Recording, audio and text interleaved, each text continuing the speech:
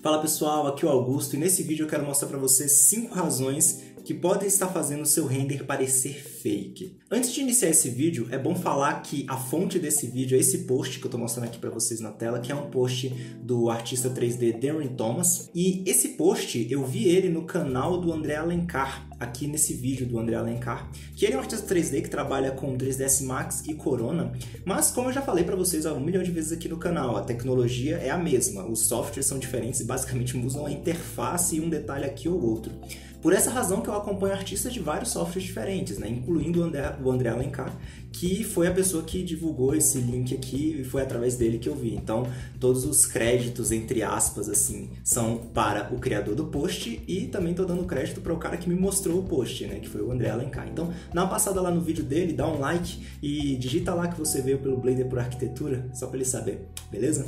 O primeiro erro que ele traz aqui pra gente é sobre bordas arredondadas. E como você pode ver aqui, ele mostra alguns exemplos, né, sobre a questão de bordas arredondadas. Como você pode ver, um objeto sem bordas arredondadas, ele fica claramente parecendo um objeto feito com o computador, enquanto que quando você arredonda as bordas desse objeto, ele fica muito mais real e muito mais crível, tá vendo como ele fica bem melhor? Aqui ele mostra alguns exemplos do mundo real, para demonstrar que todos os objetos do mundo real têm bordas arredondadas, então é natural que a gente busque arredondar as bordas dos objetos.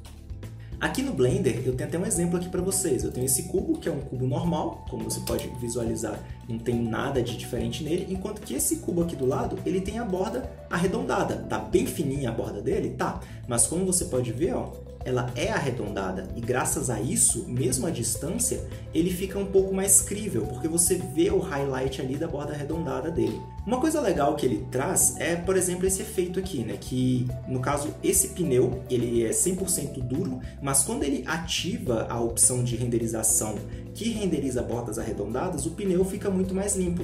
Ou seja, nesse caso desse cubo, eu utilizei um Bevel Modifier, que é basicamente o seguinte, vamos só colocar ele aqui em Flat Shading, né? Porque eu tinha colocado ele em Smooth Shading, mas eu coloquei aqui um Bevel Modifier, que ele vai me dar as bordas, eu aumentei os segmentos, coloquei aqui uns 5 segmentos, e depois eu reduzi a espessura da borda, para ela ficar aqui mais bonitinha. No final dei um Smooth Shading, né? Só para poder melhorar aqui um pouquinho o aspecto da borda, né? Para ela não ficar com aqueles quadradinhos, tá vendo?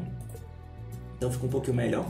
Mas você também pode fazer isso através de um Bevel Node aqui no Blender. Vários renderizadores têm isso. Corona tem isso, o V-Ray tem isso, que é você aplicar no material diretamente uma opção de Bevel, que é a opção que faz as bordas ficarem arredondadas. No caso aqui do Blender, como você pode ver, eu tenho aqui um Bevel Node, eu vou até colocar o radius dele aqui para 0.5, e quando eu colocar aqui em modo de renderização, observa que engraçado. As bordas do meu objeto estão arredondadas, só que, tá vendo? Ela está tão arredondada que ele está até perdendo um pouco a ideia das bordas.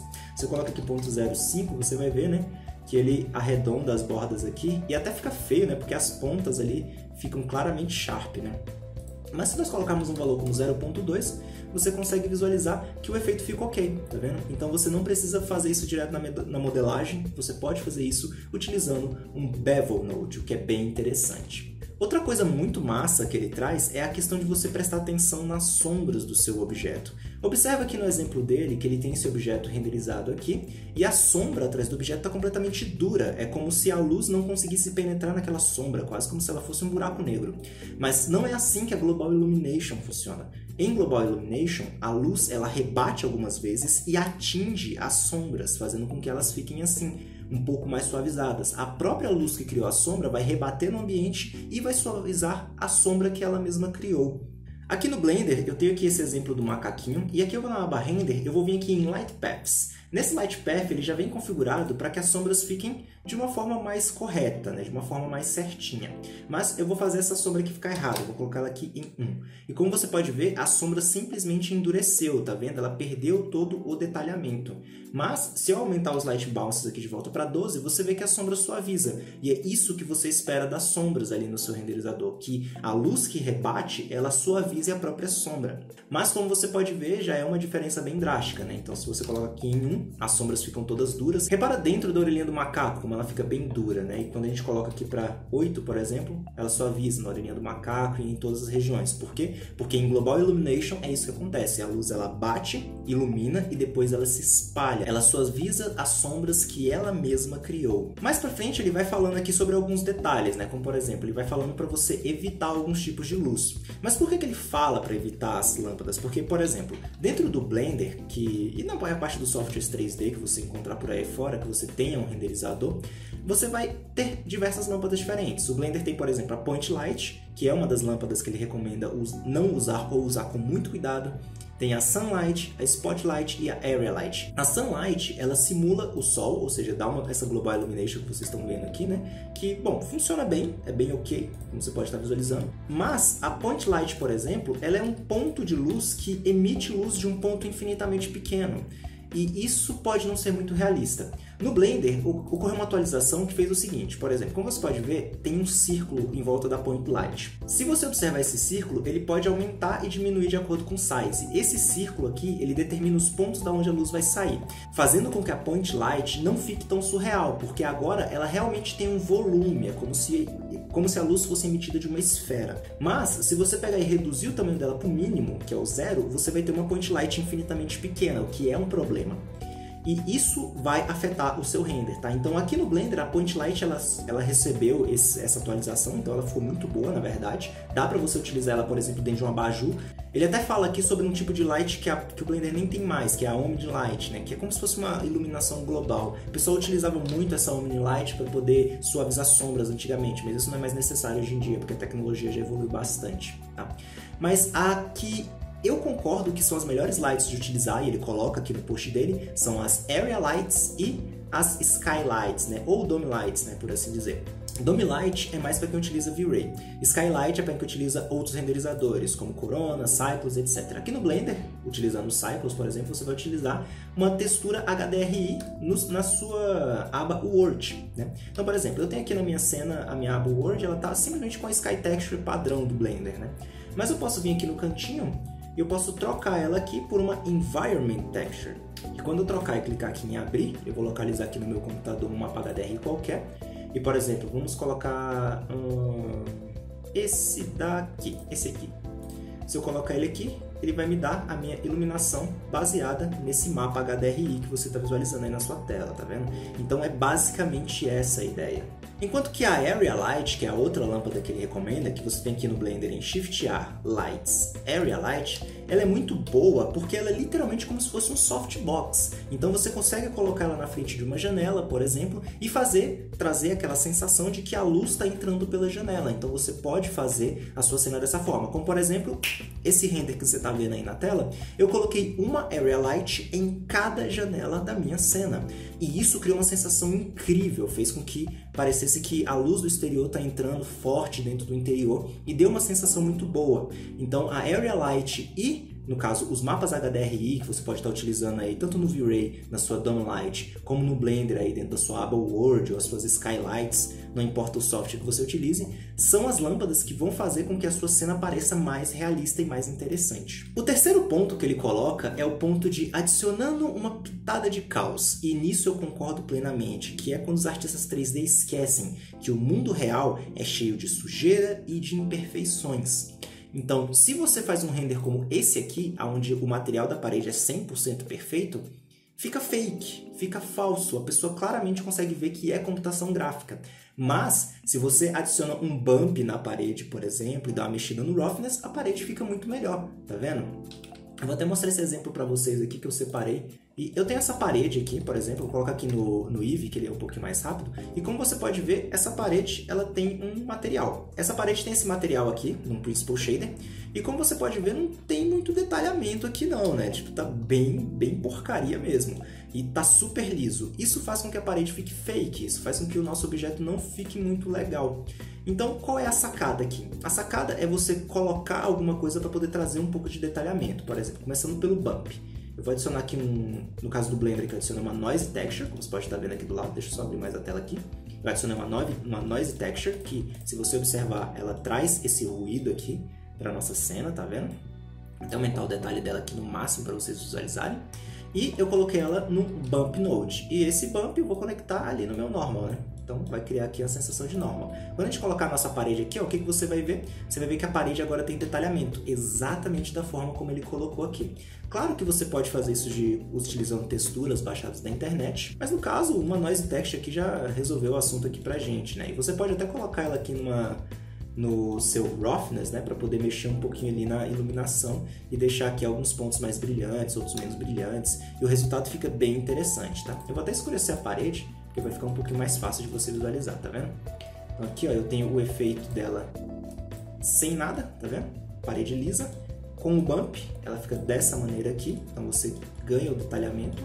E com o roughness eu consigo mexer um pouco na quantidade de reflexão, né? Então no quão rough essa parede é. E aqui através do meu Color Ramp eu consigo ainda mexer ainda um pouquinho, né? Ajustar um pouquinho aqui dos highlights da minha parede e tudo mais, né? Aí fica a seu critério como que você vai trabalhar isso daí. Claro que aqui no Eevee é tudo um pouco mais rápido, né? Não fica 100% acurado, mas aqui você já consegue ver que é basicamente o efeito que ele trouxe aqui. E ele até mostra aqui um pouquinho de bump, né? Ele dá até uma camada de bump a mais para fazer com que a parede pareça um pouco mais ondulada, porque por mais que o pedreiro lixe ela para ela ficar lisinha, ela não fica lisa, né? Ela fica um pouquinho ondulada. Nada no mundo real é 100% perfeito. Uma outra coisa que ele traz pra gente é a questão do focal length. Eu até fiz aqui, separei para vocês, porque no caso ele traz aqui pra gente algumas configurações referentes ao 3ds Max, que não são tão úteis assim para quem estiver utilizando o Blender, né, que é o caso aqui do canal. Então, aqui no Blender, eu vou até separar aqui a camada aqui para vocês, que é a camada do meu macaquinho. Deixa eu só posicionar aqui na minha câmera original, isso.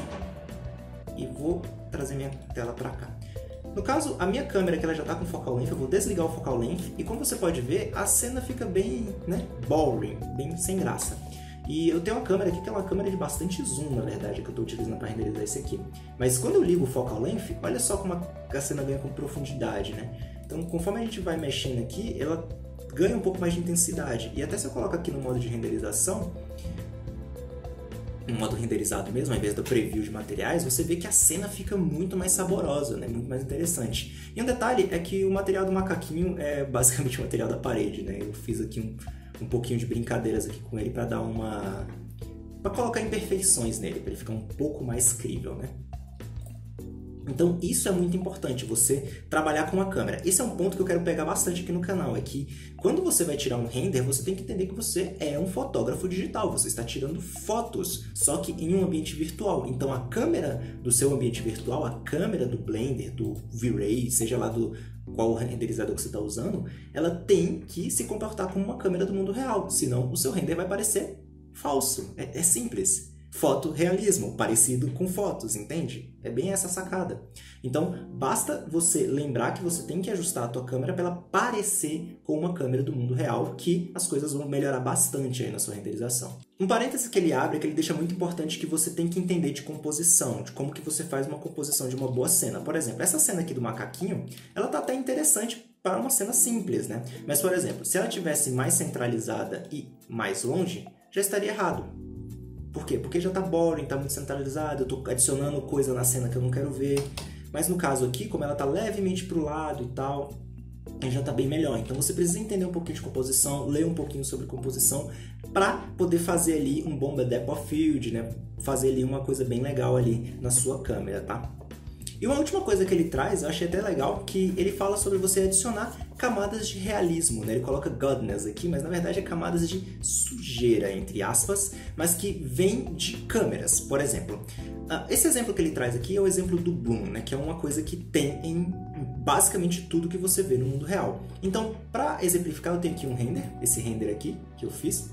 Vou até colocar ele aqui no meu Compositing. Como você pode visualizar aqui, eu tenho esse render que eu vou colocar aqui no meu Compositing. E ele tá ali no fundo da minha cena, tá? Ele tá até legalzinho. E como você pode ver, ele tá meio escuro, né? Vamos só mexer aqui um pouquinho no Color Management dele, aumentar um pouquinho essa exposição. Eu gosto de fazer uma coisa bem legal. Eu gosto de vir aqui no meu View Transform, primeiramente, colocar o contraste em contraste médio-alto. Eu acho um pouquinho melhor, apesar de ter escurecido um pouco mais. Gosto de vir aqui no False Color. E eu vou arrastar aqui a minha exposição, até deixar ali os highlights do meu macaquinho levemente amarelados, tá vendo? Pronto. E agora eu posso voltar aqui para Filmic e a minha exposição tá mais ou menos ok. Vamos lá, baixar um pouquinho. Beleza. Vou até colocar esse contraste aqui coloca aquele aqui em High Contrast, então. Ficou um pouquinho mais interessante. Bom, uma das coisas que é legal você adicionar é o Bloom. E esse Bloom aqui, esses brilhos acontecem porque quando a luz entra dentro da câmera, ela rebate dentro da própria câmera. E isso cria essas distorções, entre aspas, dentro da fotografia. Até com seus olhos isso acontece quando você olha para um ponto muito luminoso.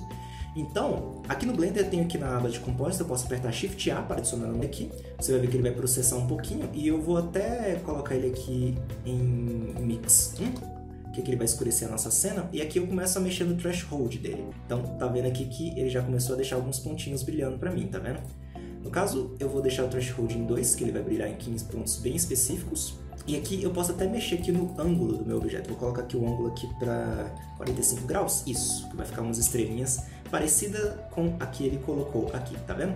Quando eu voltar aqui com o meu mix pra 0, eu vou ter aqui na minha cena, né, o macaquinho com alguns brilhinhos vindo desse glare node, né, desses streaks que ele cria, tá? Lembrando que eu posso aumentar o fade dele, né, para ele ficar um pouquinho mais suavizado.